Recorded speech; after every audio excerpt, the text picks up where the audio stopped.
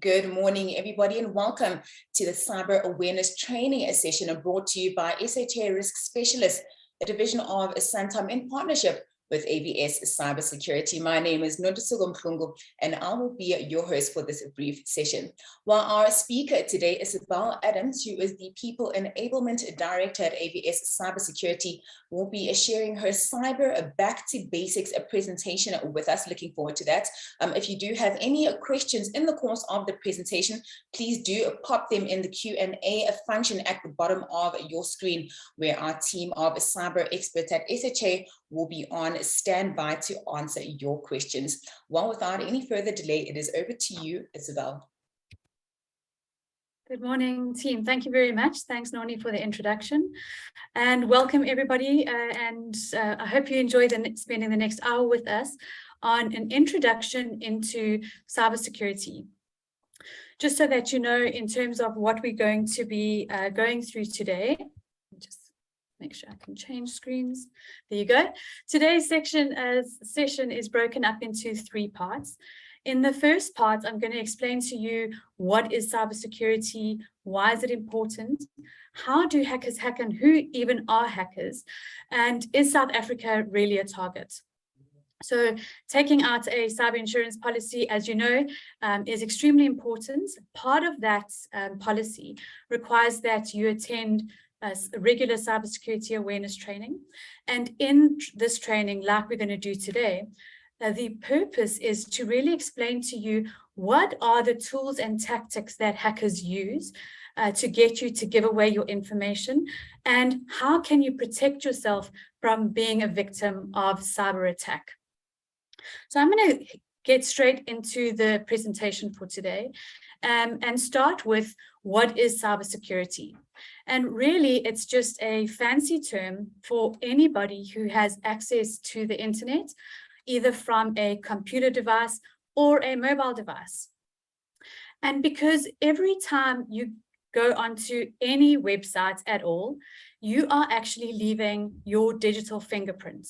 And that is left through the device that you're using. You can be traced and you can be hacked through that device. Now, unfortunately, human error, as opposed to technology errors and device errors, human error is the #1 reason why cyber attack even happens and why there are cyber threats. Because we are unaware of the threats that are taking place, and unlike being in a physical threatening situation, when you are on your mobile device, you can't see the threats or see the threats and the person who's trying to get your information through the device. And so we tend to lower our defenses and we start trusting people that we shouldn't, and we start giving away information that we shouldn't just because we're unaware of what that information is. So cybersecurity is really the practice of protecting your personal information, which we refer to as data. And data includes anything that relates to you as an individual, your name and surname, your email address, your ID number, your banking details, and so on. Now, attending cyber awareness training or increasing your knowledge of what cyber threats are actually reduces your threat of being a victim of cybercrime by at least 70%. And this is why it is so important to consistently and continuously increase your knowledge in terms of what the threats are out there and how you can protect yourself. So if you're like me, many years ago, before I even started understanding what cybersecurity is, you might say to yourself, well, you know, I'm really not that interesting. I'm not in a position of power. And if somebody had to get hold of my banking details, well, there's not that much in there for them to steal. The reality of the situation is that the reason hackers are getting into your data or your devices is to try and steal your information. And what are they doing with that information? They're selling it to bad actors. So what they're doing is they're selling it to people who are going to try and impersonate you and potentially open up an account in your name. or they try and get into an organization. And once they're in that organization, what they do is they kidnap the data, all the information that sits within that organization's network, and they hold it for ransom. They encrypt it, and then they say to the organization, if you want access back to your computers, you're going to have to pay us to decrypt that information or provide you with a decryption key so that you can actually get access to your computers again. So I've got a little video for you on who hackers really are, and you might find it quite interesting to see that hackers are just generally normal people. So let's get the video started. Oh.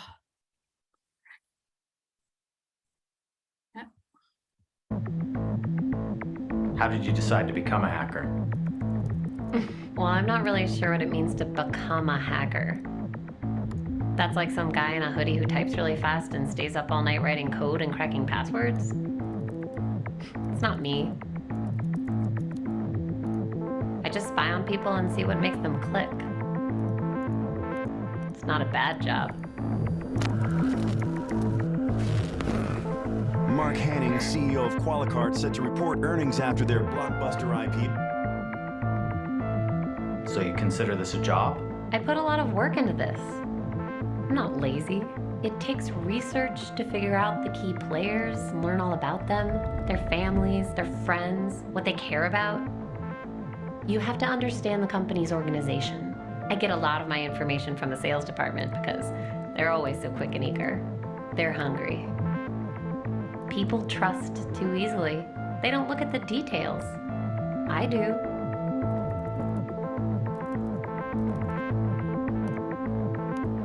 Details matter. That's what I'm good at. It has to look completely believable. It has to look familiar. This is where research is important. It's not some generic piece of spam. It's an email from their boss with their company's signature. It's written in the voice of the boss. It's what he would say if he were writing this. What about the malware itself? How does that work? Somebody else out there already wrote all the code that does the actual attack. I'm just using it in the attachment.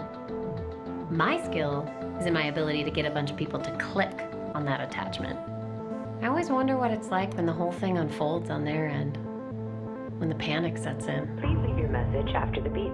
Hey, this is Rajiv in finance. Call me as soon as you get this. Something's up with my laptop. I can't. Are you on your way into the office? Something's going on with our file servers. Karen in HR, our benefits dashboard seems really slow. We're getting calls from users on it. Give me a call when you get this. Joining conference now. Apparently, there's a malware attack targeting our main... It's ransomware. They're holding us hostage. We're locked out of everything. I can't even check my phone. What about the backup? That will take days. We need this fixed now. Pay it. We don't have a choice. We're reporting earnings in 2 hours. But how do we know that Just they'll... pay it. Put every single person on getting us back up and running. That's the only priority now. Okay, it's done. I have the decrypt key.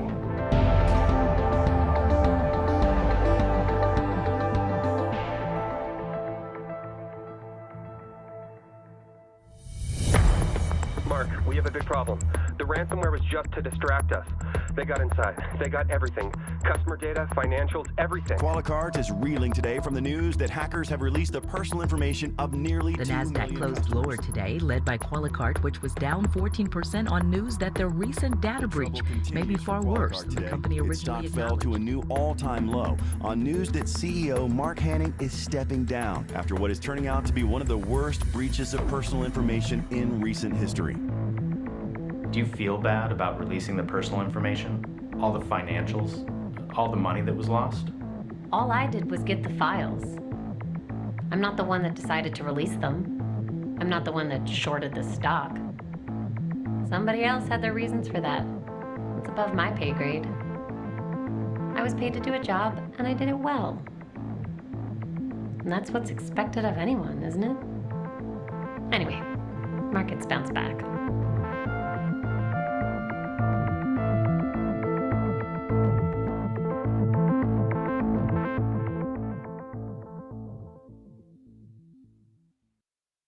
So we can see in the chat that some people have their hands up. If you have any questions throughout the workshop today, you are welcome to just post those into the Q&A section. And if we have time at the end, we'll address some of those questions. Otherwise, we'll reach out to you after the session today to answer anything that you, any questions you may still have. So let's go into some of the South African statistics.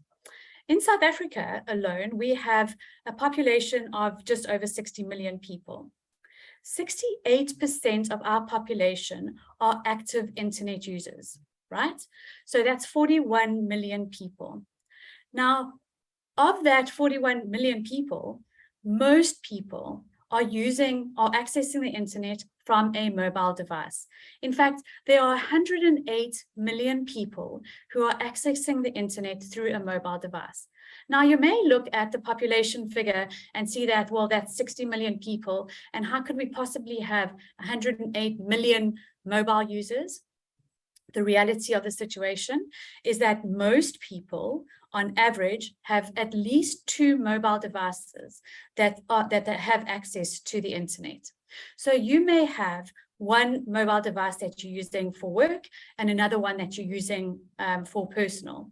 Or you may have one mobile device, but also have a laptop, or you're connecting to the internet from a desktop at the office.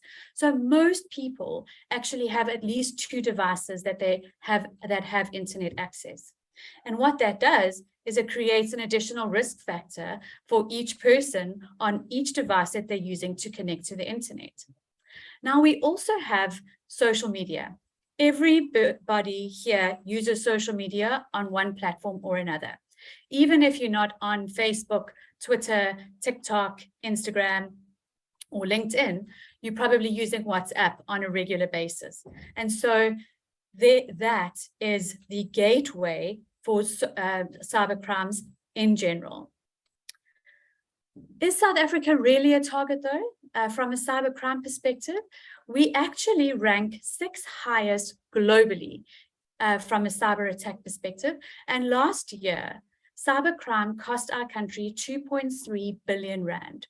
And that's of the cyber attacks or the ransomware attacks that have been reported. Most people, especially individuals, the elders of communities, people that have been scammed out of money from an SMS they received or a phone call that they've received, they feel too embarrassed to tell anybody of the fact that they've been scammed. And they don't report it because the reality is, in this country, who do you report that to? And how do you start reclaiming your money? The reason why South Africa is still such a hard target is because we've had a low investment into cybersecurity. At this stage, we've still got a very immature cybercrime legislation. The POPI Act is in its infancy, and certainly rolling out, or the regulator still has to determine on, how they're going to implement these the fines and fees for organizations that are found to not be protecting the data that they hold. And then we have, unfortunately, many clients or organizations in South Africa that have still got a very ineffective cybersecurity strategy. What that means is that what they've done is they've taken the minimum requirements that they possibly need to from an IT perspective to secure their networks. So they may have mail scanners in place, and they may have endpoint security or firewalls, and they're doing some patch management, which you all know are the basic requirements for your insurance policy that you purchased. But they're forgetting about the people that are at the highest risk of the cyber hacker getting into the organization. And so remember, I mentioned earlier that 90% of all cyber attack happens from human error.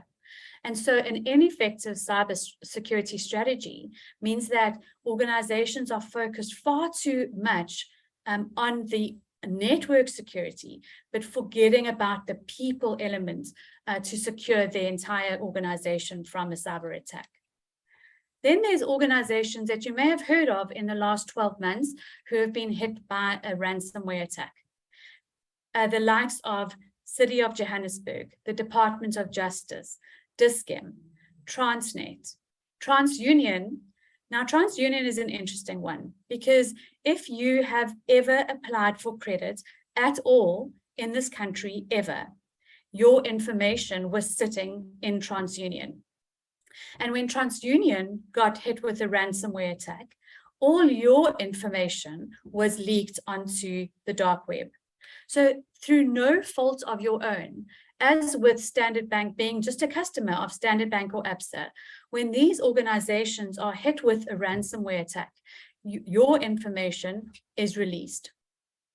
Now, these look like big organizations, right? And you might think, well, if you're an SME or a smaller organization, you stand less chance of being hit with a ransomware attack. That is absolutely incorrect. And I'll give you examples just now of what is happening on the ground and reports that we're receiving on a regular basis of how small organizations are being hit with a ransomware.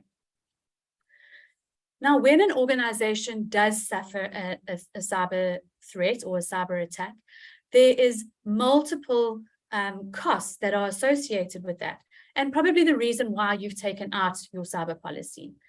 Now, there is the cost of the theft, but we don't recommend paying the ransomware or the ransom because most times, in fact, paying the ransom does not result in the hacker actually providing you with that decryption code to recover your data. You need to be taking other steps. You need to make sure that you have regular backups, that you're running your regular patch management so that you can recover quicker and faster from a cyber attack. Now, most organizations, or should I say the average downtime for an organization after they've been hit with a ransomware attack is around 6 days. Now, smaller organizations who have a backup that has been run recently, that have got their patch management policies in place, they're able to recover and get back up and running quite quickly. But then you have organizations like Transnet, who were down for 15 days. Now, what happens when an organization is down for 15 days? Initially, the employees think that it's okay, and they're just sitting around having chats to each other. And then the second or third day gets a little bit boring because they cannot access their computers. When you are hit with a ransomware attack, all your computers across the organization are encrypted, no work can be done. And so with no work being done, ultimately organizations have to make a decision to say, we need to recover costs at some point. So like in the case of Transnet, they had to force people to start taking their annual leave. Now, there's also the cost of fines, which is implemented by the regulator and in line with the POPI Act. And the POPI Act states that if an organization has been found to not take all reasonable measures to protect the data that they hold, they can be fined a fine of up to 10 million rand or 10 years in jail. But then you have the reputational damage. Now think about when I mentioned that Standard Bank or ABSA, for example, just by being a customer of those organizations, through no fault of your own, has your information been released. Now, imagine that for a smaller organization who then has to report to their database that they were hit with a potential ransomware attack and that all of their customer data has been leaked. Now, that can cause severe reputational damage for an organization because as a customer or a supplier, you may think, well, why has this organization not taken reasonable measures to protect our information and our data? And then the additional cost of an attack is the operational or remedial costs from a staffing perspective. So if you think that your organization may be down for an average of 6 days, there are staff cost and implications in that no operations. Furthermore, many organizations are now starting to implement policies that say if the organization have provided their users with all the necessary training, regular updates on what cybercrime is and how to protect themselves and the organization, then that individual could actually face remedial action. So now that I've spoken to you about why do hackers hack, let's go into more of the technical terms and look at the psychological tactics and the technology tools that hackers are using to get you to give away your information. Now, there must be around 17 different vectors at the moment, but with a time limitation on our hands, I'm only going to talk to you about the top 7 at the moment. But before I get into that, let me tell you about what social engineering is. It is people hacking, and it is the use of deception to manipulate individuals into divulging their personal or confidential information. So they are really using psychological tactics on you to get you to give away your information. Now, some of these psychological tactics may include fear. You could receive an email that says, OneDrive, you are going to lose access to all your information on OneDrive if you don't reset your password today. Now, that elicits an emotional reaction in you of fear, because you immediately start thinking, well, what is all the information that I'm sitting with on my OneDrive account? For me personally, I have photos of there from my children, growing up over the last 20 years. If I lose those photos, you cannot replace that. And so I might be forced through my reaction of fear to go and reset my password for OneDrive in the fear that I'm going to lose all that information. You also have the element of anger. Now, anger, you could receive a message that says you're going to be handed over for debt collection because you haven't paid a certain account. Now, that may make you frustrated or angry because you don't even know about an account that you haven't paid. There's very little information that is being put into that message. And so you're being forced to click on these links to try and find out more information. Inevitably, through these links, all they're asking you to do is provide additional information. So there's that element of fear that forces you to act. Then there's an emotional reaction in us, which is greed. And unfortunately, every single one of us are greedy, even if we don't admit it. So oftentimes what I say to people when we're doing these sessions in person, do you think that you're greedy? And people will, obviously answer, no, I'm not greedy. And then I offer them, 2 free tickets to the Maldives fully paid. And they understand that, yes, actually, I'll take 2 of those. And they understand that all of us respond to greed because we all want something for nothing. Certainly when it comes to free holidays or winning the lotto. But just remember, if you didn't enter a competition, you probably aren't in the winning lotto tickets if you haven't bought the actual ticket. Then we all have a sense of compassion. Now, we have different triggers in us. So my trigger from a compassionate perspective may be, in the middle of winter when it's freezing, and I know that I'm sitting in my home that's got a lovely fireplace and I'm nice and warm. But I open up Facebook and I see a picture of somebody who is sitting on the side of the road with, barely any clothes, and somebody is sending out this message to say, please can, anybody who can please help to get this person a roof over their heads tonight or a blanket. Then, I might say, oh, I feel so terrible. I'll pay money into that bank account to try and help this person out. Unfortunately, we don't always, not always paying the right people. So our money is not actually going to the correct recipients. And all these people are trying to do is scam us out of our money from paying people into the wrong bank account. So we need to make sure that the recipients of our money are actually the people and companies that are doing the actual good, and the recipient of the money is going to the right cause. Then there is the element of curiosity. Now, as human beings, we are curious beings. All of us are curious. And so if we receive a message that says, you know, especially these Black Friday deals, there's a lot of them that come out at that stage, that says 75% off the products. Click on this link to find out more. Now, all of us are curious. We want to, you know, see where we're going to get this special deal from.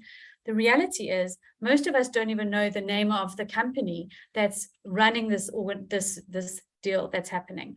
And in actual fact, by clicking on that link, we are putting ourselves at risk of losing our information and of cyber attack. Then there is flattery. Don't we all love to be flattered? And the hackers out there are very well aware of this. So if any of you have watched the Tinder Swindler or some of these other films that have come out recently on Netflix that show you how easy it is through people being flattered. We all want to be loved, and we all want that human connection. And oftentimes the flattery, might receive a message on Instagram that says, you know, I love your profile, please can we chat offline? And 3 months later, and this is a real story, 3 months later, one of the people we were presenting to the other day let us know that he had paid somebody's rent, booked a holiday.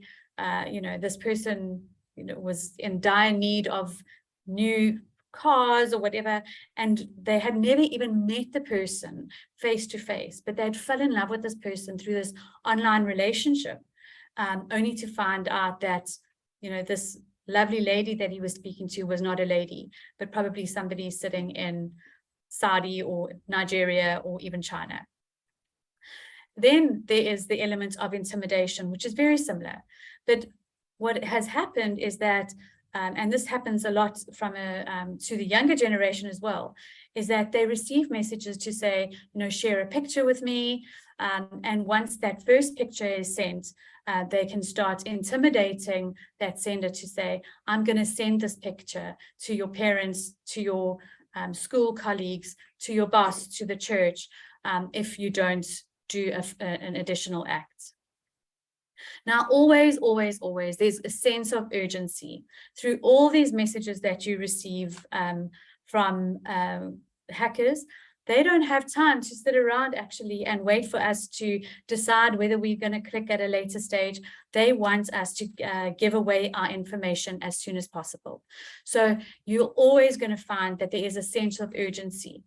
So if you ever in a situation again where you receive a message and you are left with some emotional reaction, either fear, anger, greed, intimidation, you have a sense of compassion, you're curious about the further message or information that's in that message, or you're being flattered, just stop and think about, is there a potential that this message could be trying to get me to give away my information?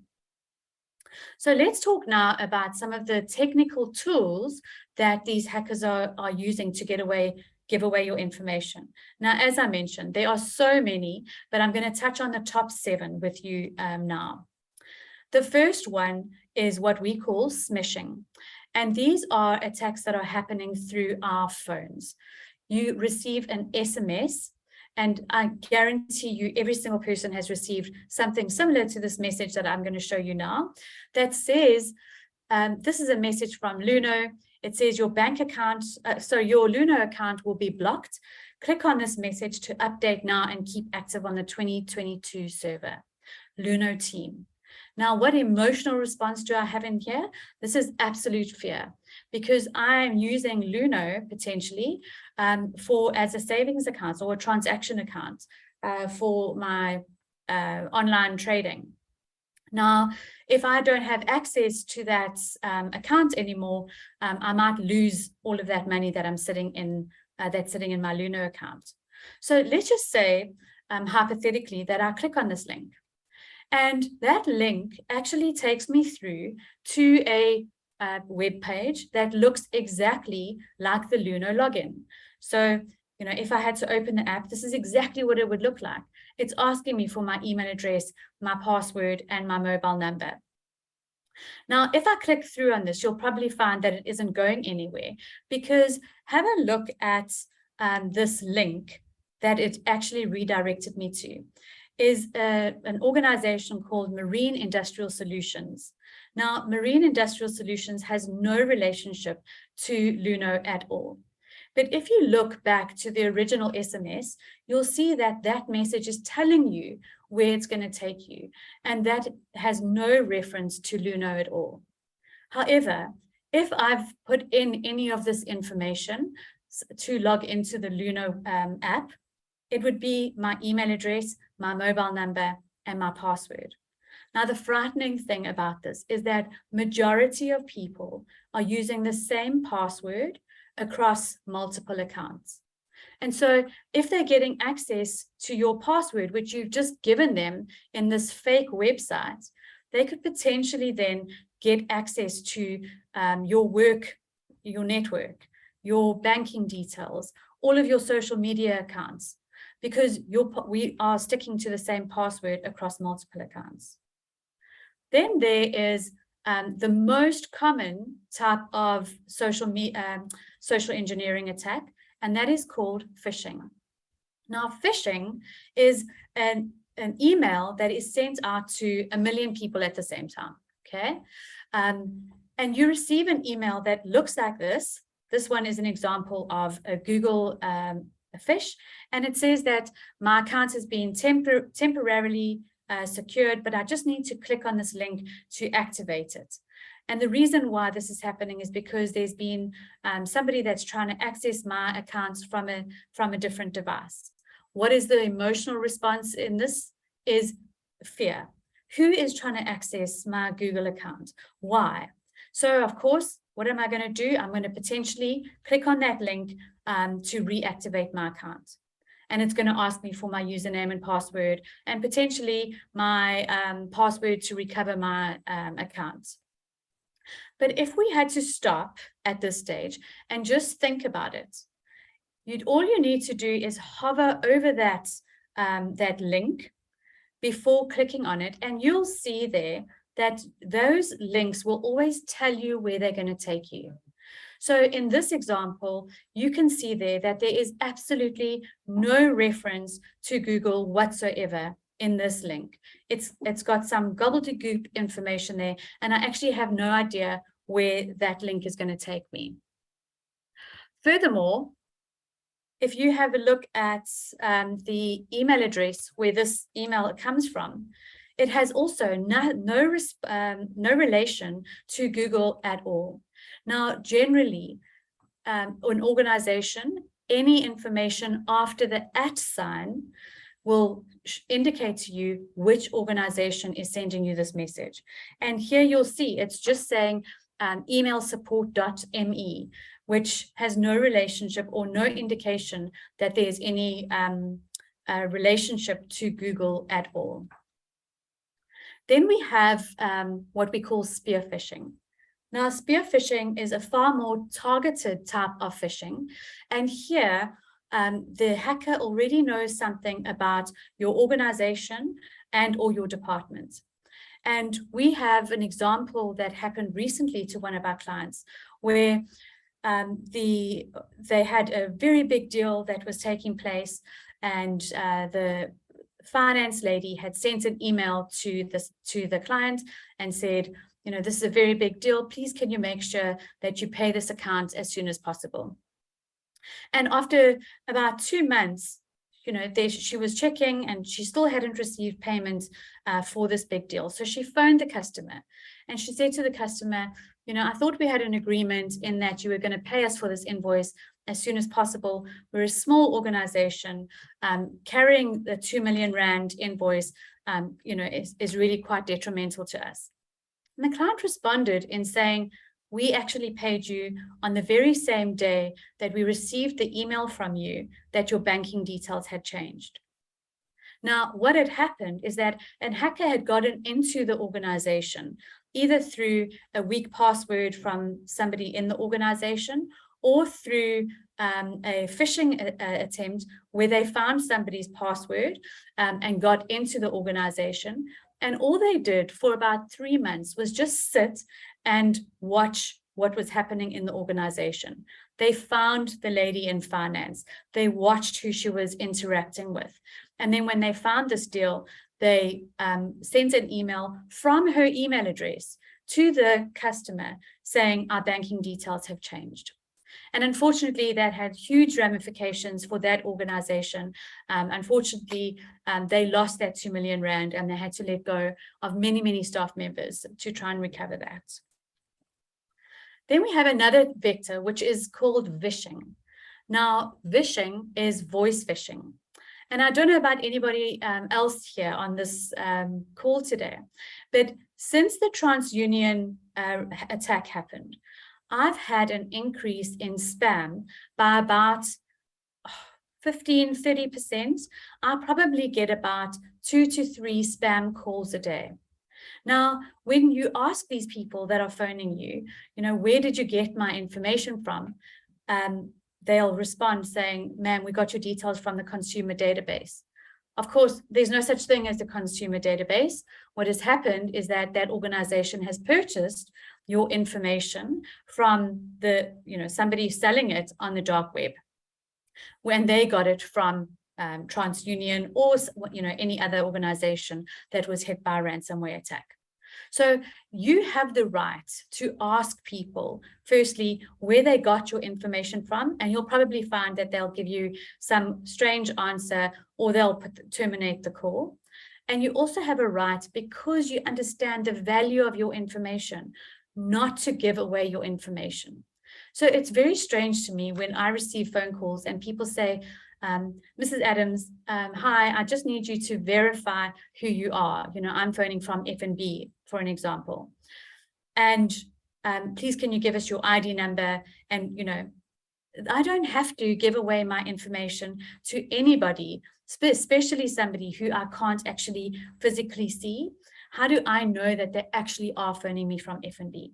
So my response to that is that, I'll contact the call center, what is your name? And I'll ask for you, and then we can continue this. But I don't know that you actually are phoning me from, a specific bank. So I'll end this call now. And you have a right to do that. And I'd encourage you not to give away your information over the phone. We then have another type of attack, which is called data leakage, which is the unauthorized transmission of data through mobile devices. This is like using a USB or a flash drive. And unfortunately, there's such a huge risk in these flash drives, because what's happening is that you just think about the information you're sharing on those.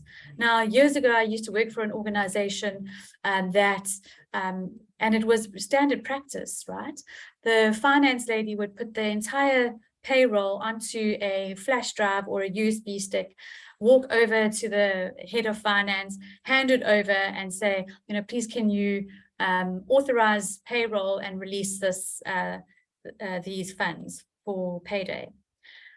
The scary thing is, imagine that CFO getting home and looking in his laptop bag and can't find that USB, and the amount of information that is potentially being compromised now because of the loss of that USB stick. Now, remember I said that we're also curious beings. So what is happening is that we're finding that these USB sticks are just being left around in malls, on the streets. And because we are curious beings and we lack storage space, I'm not sure, people are picking up these USBs and they're walking over to their computers at the office and they're sticking it into their computer, wondering either what's on that to try and get information, or they're wanting to use that for, music or photos or whatever it is. The scary thing is that as soon as they put that USB stick into the computer, that could actually contain what we call a malware or a malicious software. And there's so many different types of malwares that are out there. But ultimately what happens is a malicious software is a virus, and just like normal viruses, once it's once one person has it, they can spread it to others. So once it's in one computer, it can actually spread to other computers within the network. And what happens is, we go back to the ransomware, is once the hacker is inside the organization, what they can do is get hold of all of that data on the network. They can kidnap it or encrypt it. And then what they can do is demand a ransom. And in the meantime, what's happening is that all the people in the organization cannot access a single computer within that organization because they're sitting with this message that says there's a demand for Bitcoin. So those are just some of the different ways that hackers are using to get us to give away our information. Let's move on now to how you can prevent yourself from being a victim of cyber attack. So the first one is to prevent yourself from being a victim of impersonation fraud. Remember, I said at the very beginning, or I put it on the screen, that impersonation fraud just last year was increased by 337%. So what that means is that these hackers are getting your information, somebody is purchasing that information from them, and then your information is being used to open up an account. And you don't even know that this account is being opened up in your name, but ultimately you're going to receive a phone call from that creditor in 3 or 6 months' time saying, hey, Isabel, you took out this loan for 50,000 Rand. It's time for you to start paying back. So to prevent yourself from being a victim of impersonation fraud, you can, as a South African, sign up for a free service with the South African Fraud Prevention Service. And what they do there is they actually give you a certificate that says that you are a member. It is free of charge. I don't know if I mentioned that. But ultimately, if somebody is trying to open up an account using your information, what will happen is they'll get an alert to say this is a member of the South African Fraud Prevention Service, and the person needs to present a certificate to prove that it's them. So if ever I'm trying to open up an account with any organization, I have to prove that it's me through showing the certificate of confirmation of who I am. Then let's talk about how to protect your devices and your networks. There's a couple of things here. If you have any users who are connecting to your network from home, so this became widely used during COVID when many of us had to start working from home. But if people are using public Wi-Fi or their home Wi-Fi to connect to your work network, they need to be connecting through a VPN or a virtual private network. And what a VPN does is it protects the device from attack from a public Wi-Fi. So anybody else sitting on that Wi-Fi or that has access to that Wi-Fi that could potentially have bad intentions cannot see the information that's sitting on the device because it's protected through that virtual private network. When you are, or anybody you know, is accessing the internet. Now, all internet sites start with HTTP. Now, if you are asked for any information, even your email address so that you can receive monthly newsletters, please, please, please, before you put any information onto the website, make sure that they have secured that website. And you'll see that through the HTTPS. The S stands for secure. And what that means is any information that you put onto that website has been encrypted so that not just any person who signs into that website is able to get your information. And then we always recommend that you're running your updates. So that is whether you're using your laptop or your desktop, you will always be notified to, when you want to restart, to run your updates and restart. Please run those updates. And the same thing goes for your mobile device when there are new versions. The reason for this is that many manufacturers or app designers can identify that there is a vulnerability within their code, And those updates, what they do is they have been running code and patches to make sure that those vulnerabilities have been reduced. So by running updates, you're making sure that you've got the latest secure version for that device or that app. Now, many of us struggle with data, so we select the apps that we want to use to run our updates. If you aren't using an app on your phone, rather just remove it. All it's doing is taking up space, and it's adding a vulnerability to your phone if you're not running the latest version. But what you could do is once a month, or however often, every 2 weeks, just run all the updates on all the apps that you're using on your phone. Then from a password perspective, I've got a couple of tips for you from a password perspective. As I said to you, many people are using the same password across multiple accounts. So I'm going to ask you, actually implore you, when you leave this session today, please go and change your passwords if you're using the same password for your network access, your banking details, and just say your personal email. Because it's very easy for them to get into your personal email, for example, and then if you're using the same password, able to access your different accounts.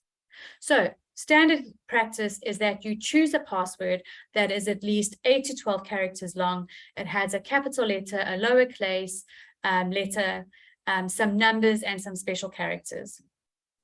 We encourage people not to use identifiable names or dates. So it doesn't help using my husband's name and the first 4 digits of his birth date, because if you go onto my social media, you're going to see who my husband is, because I tell people who he is. I tag him in all my photos. And it's very easy then to check on his profile when his birth date is. So what we do recommend is that people rather use a passphrase. So, for example, you can think of something that is something special to you, something that you will remember, but is not something that you're putting onto your various social media pages. So, for example, it could be a Bible verse that you're using, or, cybersecurity is fun. And if you're using password manager apps, like there is a free one called LastPass, what those password manager apps can do is they can store all your username and passwords across multiple accounts. And then all you need to do is have one really strong password that gets you access into that password manager app. Then please, if on all your apps where it is possible, please apply multi-factor authentication. I'm sure you all know what multi-factor authentication is by now, and because you're having to use it on your various bank accounts. That's a standard practice now with banking. So all it does is it adds an additional method of security or identity so that you can prove who you are when accessing those. And all the social media applications come with that. You just have to enable that feature on your apps. If you want to check the strength of your password, what you could do is you could actually go onto passwordmonster.com. It is a safe website and you're not giving any other information, but put your current password into type your password into the field there, and it will actually tell you whether you've got a strong password, a weak password, and how long it would take for a hacker to try and crack your password. So you can go and do that just as fun when you leave this session, and then try and come up with a password that is probably a lot stronger and more secure. Then we touched a lot on phishing earlier in today's session, but there's a couple of things that are red flags that you can just stop and think. So if ever you are receiving an email that has that blue writing that is underlined, that means that email or that link is going to redirect you somewhere. Now, before clicking on that link, what you can do is hover over that link and you can see where that link is going to take you. So if it's not taking you to the expected destination, so for example, if it says click here and it's Google, and that domain does not have the Google domain in it, it's probably not going to take you to where you expect to take it. Then think about those emotional reactions that you're getting from those emails that you're getting. Is it demanding some kind of action from you? Are there consequences for not acting, like you're going to lose access to your OneDrive? You know, those consequences. Just think about, so stop and think about these key things before clicking on any links for any emails. Then in terms of social media, now remember I said that we have 28% of our population who are active social media users. Just some things to think about in terms of social media is that what you put onto social media or online, onto any of your social media platforms, stays there forever. So even if you delete that post, I promise you, somebody, a hacker, can go and find it. In fact, we've heard of people who get promoted to these executive positions.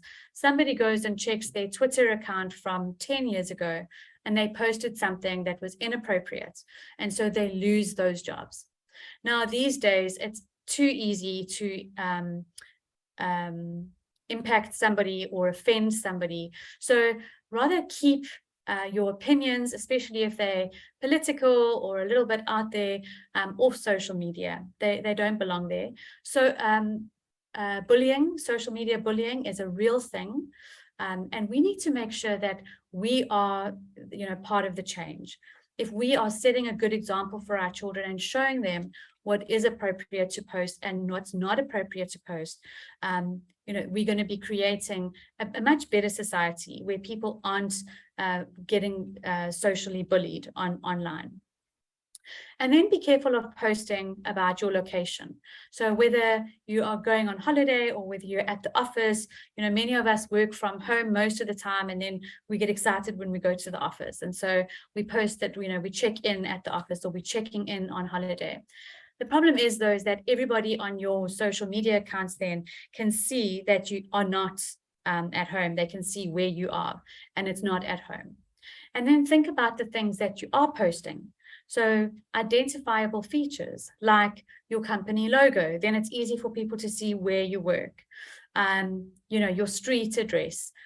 When you're doing selfies at the office, what is in the background? Is there any information that is only relevant for employees that work there? Also think about what you're doing when you're posting photos about your children in their identifiable, like their school uniforms. So rather use the features on your phone that blur out, those features like the school logo on the uniform before posting. And then, of course, as I said, slander of any form about your company or any other company also will follow you around forever.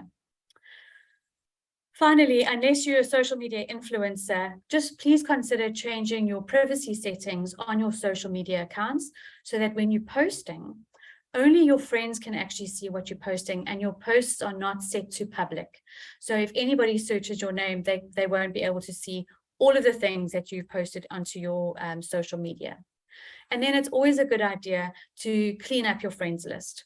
Once a year, make sure that the people that you are friends with on social media are actually your friends, people that you would sit down and have a meal with, that would, recognize you and greet you in the streets, rather than just checking, what you're doing on social media. I'm going to play you a short video on how easy it is for people to get your information on social media. Oh, hi, can I help? Hot chocolate. What's the name? Joelle. What was the name? Alex. Alex. There you go, Johnny.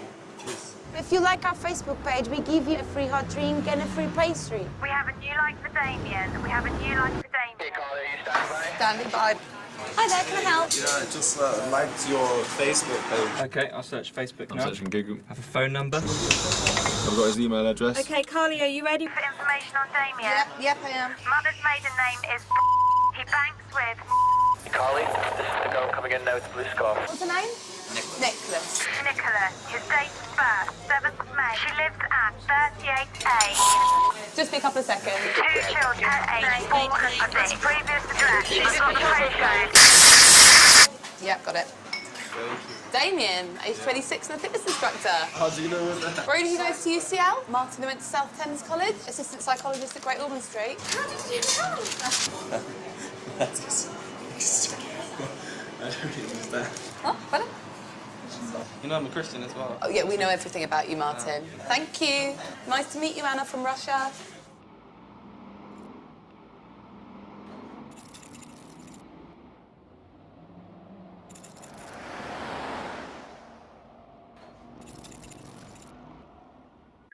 Good. And then finally, if you really, really want to change behavior of the users across your organization around cybersecurity, as I mentioned earlier, cybersecurity reduces the risk for an organization by 70% if your people are trained on a regular basis on what cybersecurity is.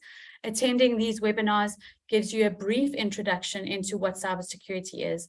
But if you want continuous training, please just download our brochure and we can assist you with setting up a platform for as little as 15 Rand per user per month. And I'll show you our URL there. You just log on to avs.co.za and search for security awareness training and download our brochure, and we'll be in touch with you to give you more options on training. That is it that I have. I think we have 3 minutes for questions, Nons. Thank you so much, Isabel. I'm not sure there's enough time to unpack. I know that Alicia was answering the questions in the chat function. So I think in the interest of time, if there are any further questions, I will share, their email addresses shortly. So thank you so much once again, Isabel, for that very insightful yet scary presentation. It's quite alarming to see just how prevalent cybercrime has become. So thank you so much for that once again. And just like I said, I do think we have addressed all the questions in the Q&A function, but if you have any further questions as they relate to cyber, please do address them to our team of experts. We have posted the email addresses in the chat function. That is alicia@sha.co.za, as well as Bongani Ngumalo. His email address is bongani@sha.co.za. So thank you so much for that. We have also posted a feedback survey link in the chat. Please do let us know what you thought of our session, as well as any comments you might have around future improvements that we can make. I believe we have reached the end of our session. You'll also be pleased to know that we will be sharing a recording link of the session in the next few days or so you can refer back to the session if you were not able to connect for whatever reason. Well, from myself, Nontutsuko Mhlumu, as well as the SHA Risk Specialists and AVes Cyber Security teams, it's been an absolute pleasure. Stay safe, stay warm, and see you next time.